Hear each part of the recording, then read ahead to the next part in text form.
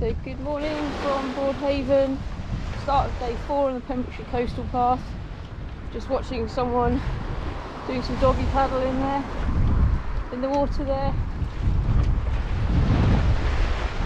We've been well looked after at the Sunset B&B by Glenn and had a nice pizza at the Sunshine Pizzeria. So it was sunny.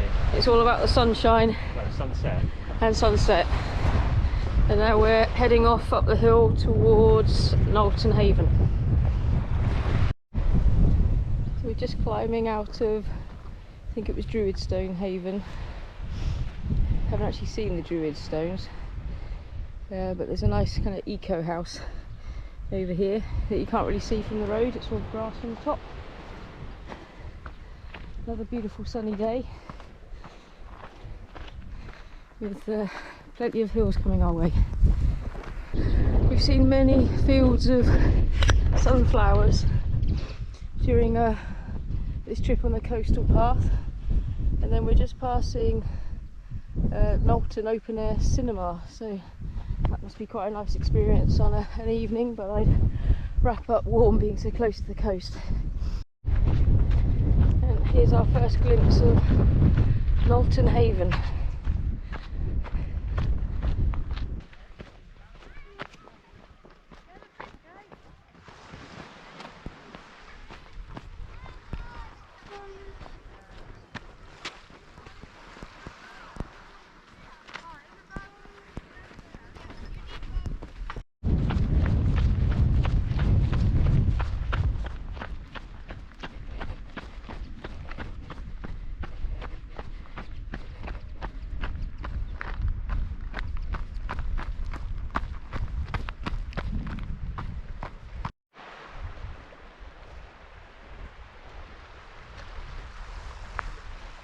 Don't know what this rock is called, but I'm going to go with Pembrokeshire Sphinx.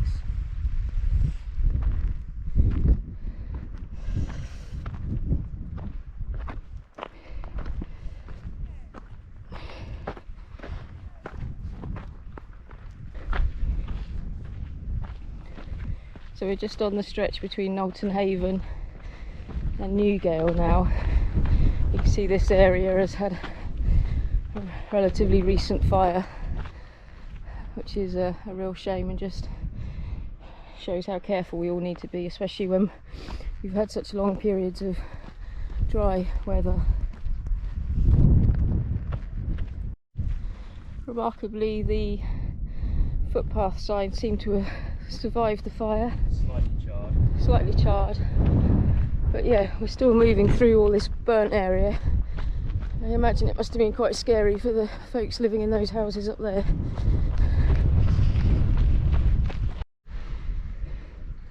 Even the steps have caught it in the fire and almost look like charcoal now.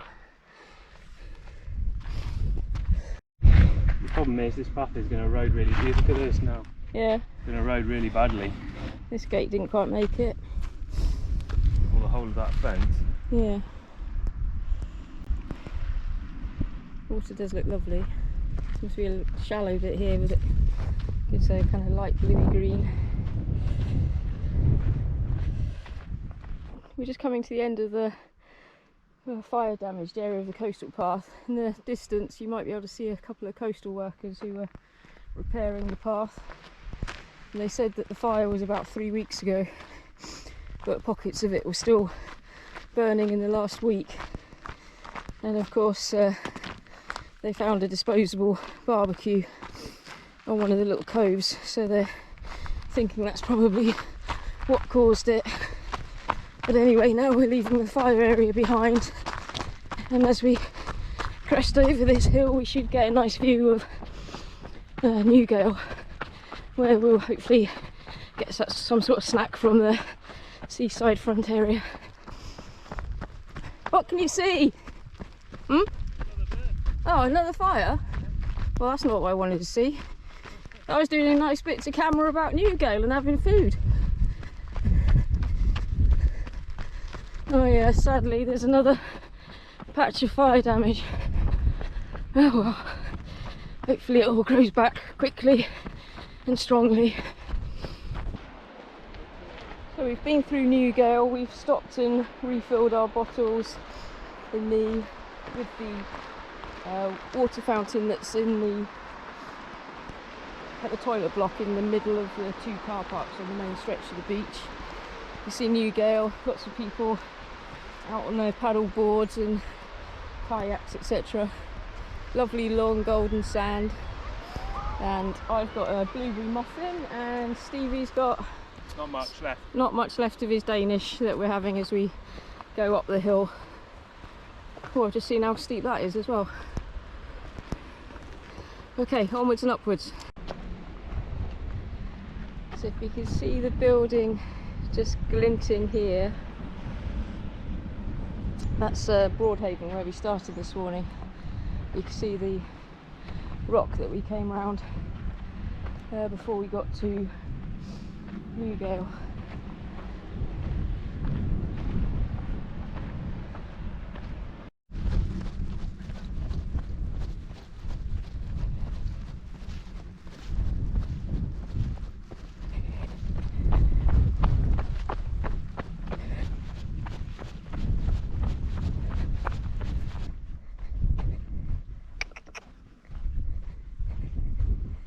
Good morning.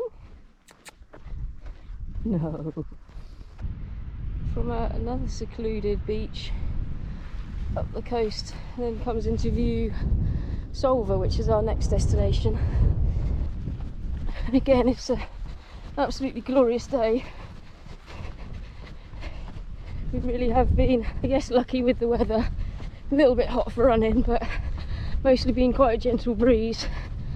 A bit hot and humid on day 2, but we certainly haven't needed to get any of the rain jackets out at all this trip so far.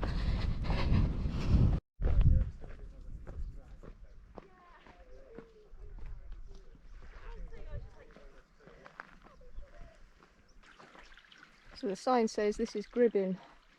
It's quite a nice little river valley coming down to the cove. And then we've just hopefully got this one hill before we get up and over to Solva. We were hoping to grab something for lunch.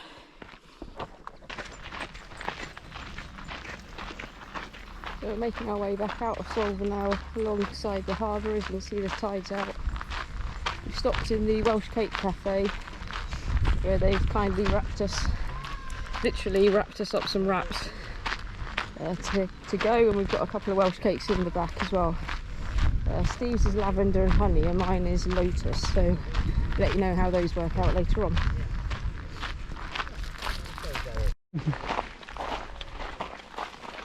I can confirm that we're both enjoying our falafel wraps. Highly recommended. Right. Enjoying, Steve? Mm-hmm. Good.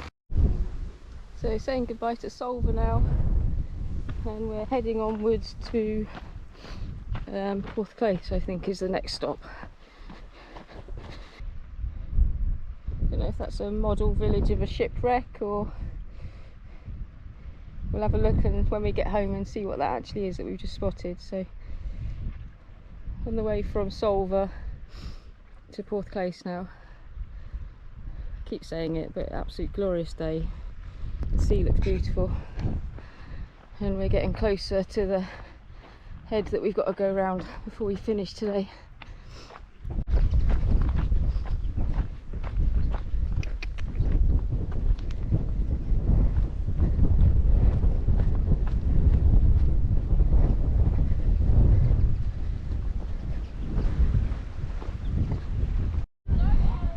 It's been a while since we saw a nice sandy beach, so here we go. Rubbish this place, no views, no beaches, no sunshine. Ridiculous. Looks like it's quite shallow, the water's really light and looks very welcoming. It's a good one, isn't it? Nice.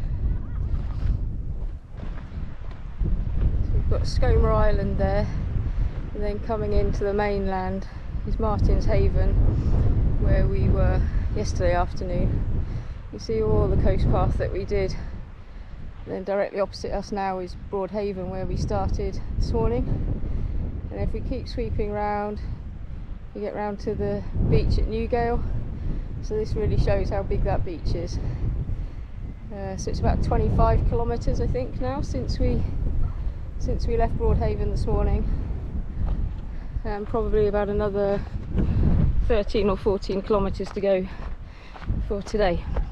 So we've just come past St Non's Chapel. Looks like there's some sort of shrine up there and some ruins in there, and maybe a couple of standing stones in this field. So we've just done a quick pit stop in Porthclais Harbour. Sorry for not filming too much, but I've been concentrating on not dropping my mango and passion fruit waffle cone.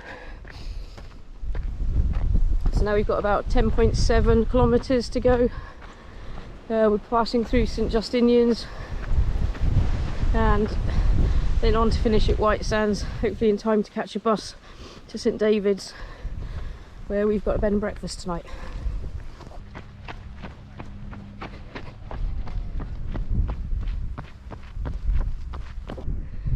So we've made it to the end of the headland for today's route, and we'll now be heading round this corner and up the coast towards St Justinian's. This part of the coastal path seemed a long way away when we looked out this morning when we started, so it still amazes me what distances you can cover on foot, whether you're walking or running or a bit of both like we're doing. It's just incredible when you pick out places in the distance and then some hours later you're actually there. Yeah, it's pretty amazing. Right, on we go. So we've now got a glorious view of Ramsey Island in the late afternoon sunshine. My gran and I had a day trip there many years ago and caught the boat from St Justinian's, which hopefully we'll be coming around to shortly. So here are the lifeboat launching places, stations, that's the word I was looking for, at St Justinian's, and also where you can get the boats to go across to Ramsey Island.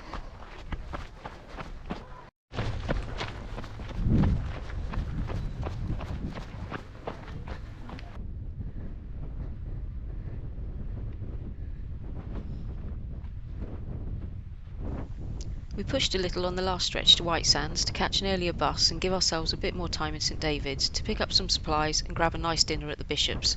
That's the pub, not the actual home of the Bishop of St David's. Anyway, I digress. Do join us in our next video for day 5, where we enjoy some wildlife spotting. Thanks for watching.